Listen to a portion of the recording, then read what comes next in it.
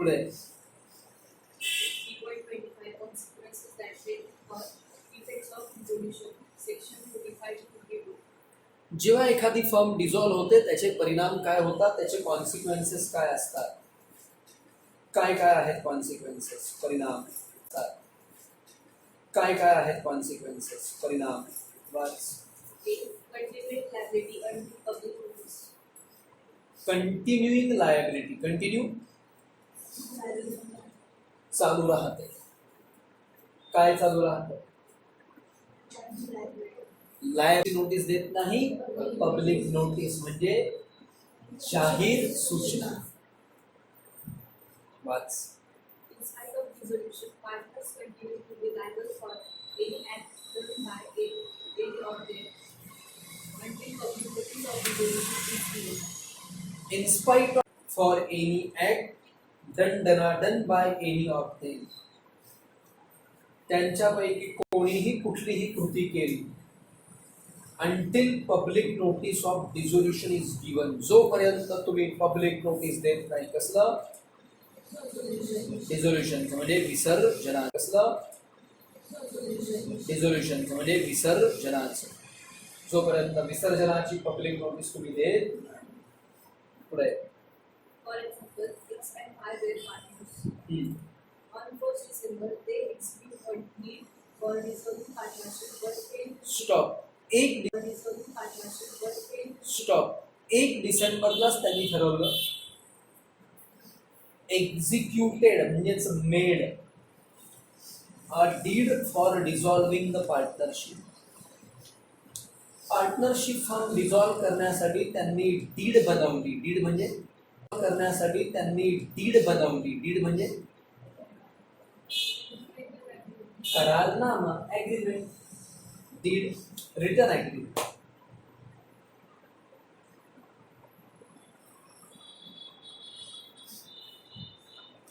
पुढे But failed.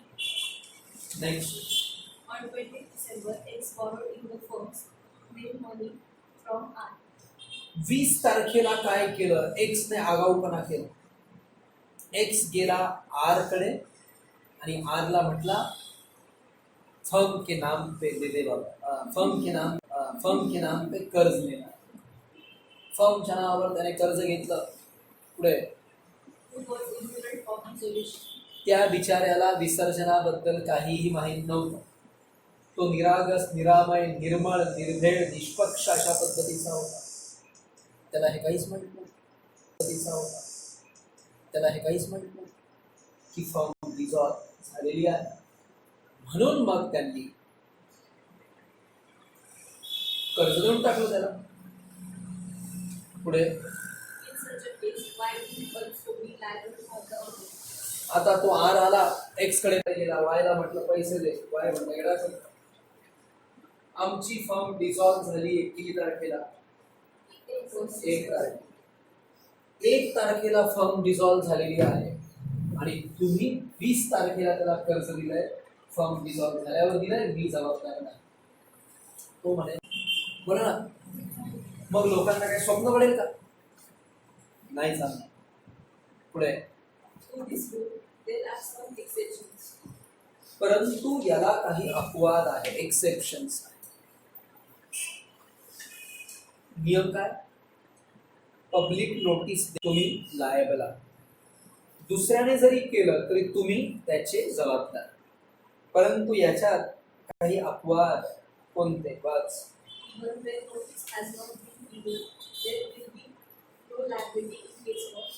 जरी notice दिलेली नसेल तरी सुद्धा नो लायबिलिटी. नोटीस दिलेली नसेल तरी सुद्धा no liability in case of. खाली दिलेल्या मुद्द्यांमध्ये त्यांच्यावर जबाबदारी राहणार नाही. कोणकोणतं? First, The estate of the deceased partner. Estate of deceased partner. Estate deceased partner. Estate संपत्ती. डिसीज्ड, डिसीज म्हणजे रोगी का?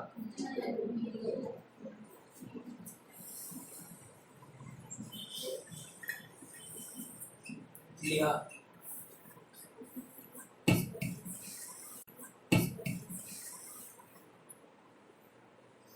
मृत किंवा शॉर्टकटमध्ये मेलेला पण येऊ शकतो. मला सांगा, मेल्यावर काय नोटीस द्यायची गरज? प्रश्न विचारला तुम्हाला मागच्या वेळी, शोधलं का उत्तर? मेलेल्या पार्टनरला नोटीस द्यायची गरज का नाही, शोधायचं. दुसरं इन्सॉल्वेंट पार्टनर. उत्तर पण सांगून दिलं मी तुला, सांगितलंय घरी करायला, सांगितलं शोधायला. दिवाळं वाजलं तरी त्याला पब्लिक नोटीस द्यायची गरज नाही. हा, दिवाळा वाजून गेला, डेथ होऊन गेला तर पब्लिक नोटीसची गरज नाही. पण रिटायर होऊन गेला, दिवाळा न वाजता दिवाळीच्या आदल्या दिवशी गेला, तर मग पब्लिक नोटीस द्यावी लागेल. पुढे That is a partner who was not known as a partner to the third person dealing with the firm. Dormant partner, dormant Sleeping partner. झोपलेला नाही, स्लीपिंग पार्टनर. स्लीपिंग म्हणायचं पण झोपायचं. स्लीपिंग पार्टनर याचा sleeping म्हणायचं पण झोपायचं. स्लीपिंग पार्टनर याचा अर्थ निष्क्रिय भागीदार. का बरं त्याला पब्लिक नोटीस द्यायची गरज नाही? Was not known as a partner to the third person. कारण बाहेरच्या व्यक्तींना माहीतच नव्हतं की तो काय आहे. लोकांना कळायचंच नाही की तो आहे का नाही, असं काय. त्याने पण पब्लिक नोटीस देण्याची गरज नाही. पुढचं He tries to enforce binding law. शेवटचा पॉईंट असा, राईट टू एन्फोर्स. एन्फोर्स करणं, एन्फोर्स आग्रह. एखाद्या गोष्टीला आग्रह करणं. एखादे पाहुणे जेवून आले, त्यांच्या घरी त्यांना आग्रह करायचा, चला जेवायला चला. असं काही लोक मुद्दाम आग्रह करतात. असं करायचं. बिचारे उन्हातून येतात एवढे बाहेरून आणि ह्या चहा. बिचारे उन्हातून येतात एवढे बाहेरून आणि ह्या चहा प्या. ते मग दिला खा बरं, बाहेरून गरम आहात, आतून पण गरम आहात, असं नाही. फ्रेंड्स, तुम्हाला अधिकार आहे की तुम्ही एन्फोर्स करणार तुम्हाला अधिकार आहे की तुम्ही एन्फोर्स करणार वाइंडिंग अप. वाइंडिंग अप करा रे असं तुम्ही म्हणू शकता. बस. Dissolution means starting the process of closing the business. डिझोल्युशनचा अर्थ असतो starting the process of closing the business. Business close करण्याची प्रोसेस स्टार्ट करणं, याला डिझोल्युशन असं म्हटलं जातं. पुढे Winding up means end of dissolution and the final payment to partners. आणि वाइंडिंग अपचा अर्थ आहे मीन्स एंड ऑफ डिझोल्युशन. त्याच्यामध्ये डिझोल्युशन आपण संपवतो आणि पार्टनर्सला आपण काय करतो, फायनल पेमेंट, अंतिम पेमेंट त्यांना दिलं जातं.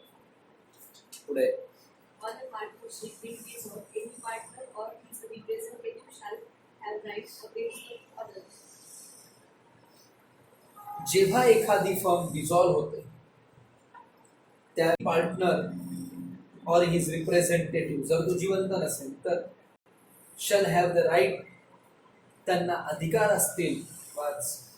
First, to have property of the firm applied that is used or sold for the payment of liability of the firm.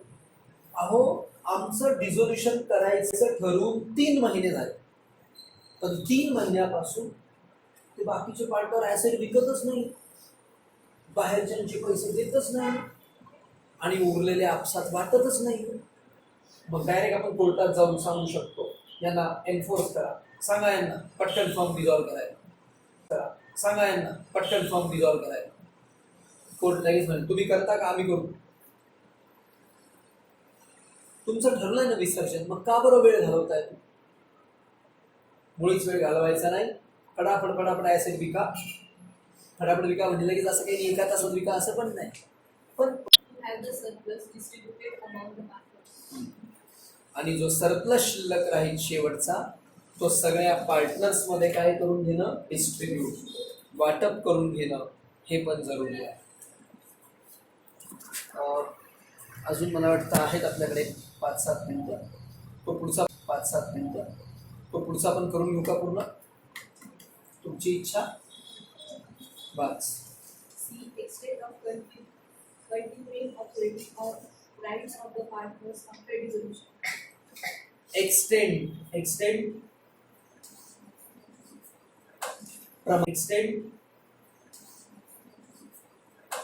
प्रमाण ऑफ कंटिन्यूइंग चालू राहणं, ऑथोरिटी और राइट्स अधिकार ऑफ पार्टनर्स आफ्टर डिझोल्युशन विसर्जनानंतर सुद्धा. बस आफ्टर डिझोल्युशन विसर्जनानंतर सुद्धा. बस. The authority of partner to bind the firm and other mutual rights and obligations between the partners to continue which are necessary. The authority of a partner to bind the firm, प्रत्येक between the partners comma भागीदारांमध्ये असलेले इतर mutual rights आणि obligations कर्तव्य ते कसे राहतात, continue चालू राहतील. विचार नवसारी, विचार काय नेसेसरी, जे जरुरी आहे. कशासाठी? वाच First, बंद करण्यासाठी. Second, to complete the unfinished transaction pending at the date of dissolution. To complete करणं the unfinished transaction. What you mean by unfinished? न संपलेले transactions pending at the date of dissolution. डिझोल्युशनच्या तारखेपर्यंत जे पेंडिंग होते, pending शिल्लक असलेले अपूर्ण म्हणा त्याला, अर्धवट म्हणा. जे ट्रान्झॅक्शन अपूर्ण म्हणा त्याला, अर्धवट म्हणा. जे ट्रान्झॅक्शन अजून पूर्ण झालेले नाही ते कंप्लीट करेपर्यंत चालू राहतात. बस. Example, X and Y were partners. असू द्या, दोन होते पुढे. They dissolved the firm on 15th October. असू द्या पुढे. But they dissolved the firm on 15th October. असू द्या पुढे. But before that day, they made a contract with Raj on 1st October to sell building to him for ₹1 lakh. त्याच्या आधी 15 ऑक्टोबरला आमची फर्म डिझॉल्व्ह झाली. त्याच्या आधी 1 ऑक्टोबरला आम्ही ते राज ठाकरे बरोबर ॲग्रीमेंट केलं होतं की त्याला आम्ही बिल्डिंग विकणार 1 लाख. पुढे. Building was actually to be sold on 18th October. ती बिल्डिंग 18 ऑक्टोबरला ऍक्च्युअल मध्ये विकायची होती. Next. When Raj demanded, said that agreement was made by partnership. But now today, तो आला, राज आला 18 ऑक्टोबरला, म्हटला मला आता प्रॉपर्टी द्या. एक्स आणि वाय म्हटले जागे. तो म्हटला मला नाही म्हणता, मी कोणी माहिती उनसे says that agreement was made by partnership. त्याला सांगितलं राजने ॲग्रीमेंट कोण केलं होतं? पार्टनरशिप आहे का? डिझॉल्व्ह झाली ना, जागे. पुढे. but now today there is no partnership. पण आज पार्टनरशिप नाही की आम्ही विकणार नाही. Next. Are X and Y right? X आणि वाय राईट आहे का बरं? फॉर्मच नाही तर कुठून विकणार? बस. Answer, no, they have to fulfill the contract. याचं उत्तर They have to fulfill the contract. याचं उत्तर आहे एक्स आणि वाय राईट नाहीये. त्यांना कॉन्ट्रॅक्ट पूर्ण करावंच लागेल. राजला बिल्डिंग विकावीच लागेल. Next. Whether your answer will be different if the price of that building is ₹2,50,000 on 18th October. 25 lakh लिख बघ. तो राज आम्हाला उल्लू बनवून 1 लाखाला घेणार होता. आम्ही मार्केटमधून माहिती काढली तर ती बिल्डिंग तिथला होते 25 लाखाला. आता आम्ही म्हटलं देतच ना, सांगा चालेल का? तरी हे अनफिनिश ट्रान्झॅक्शन आहे, पेंडिंग ट्रान्झॅक्शन. ते तुम्हाला पूर्ण करावंच लागेल, तुमची फर्म आज असो किंवा नसो. पण आम्ही काय बघितलं की 1 लाखाला 25 लाखाला विकलं जातं. याला 1 लाखाला दिले तर आपलं 24 लाखाचं नुकसान आहे. म्हणून आम्ही त्याला नाही द्यायला म्हटलं. तरी तो म्हणतो द्या ना, म्हणून आम्ही त्याला नाही द्यायला म्हटलं. तरी तो म्हणतो द्या ना. कोर्टात केस गेली बस. Answer. Our answer is same. आमचं उत्तर तेच आहे. काय द्यावीच लागेल. अवर आन्सर इज सेम म्हणजे लिहा. पुढे लिहा लागेल. अवर आन्सर इज सेम म्हणजे लिहा. पुढे लिहा. एक्स अँड वाय मस्ट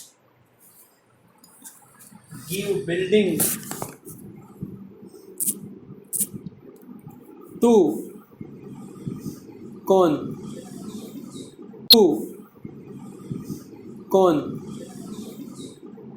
है राज. त्यासाठी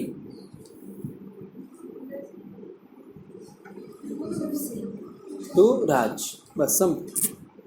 राजला त्यांना द्यावंच लागेल. 1-2 1-2 नाही 2. ठीक आहे.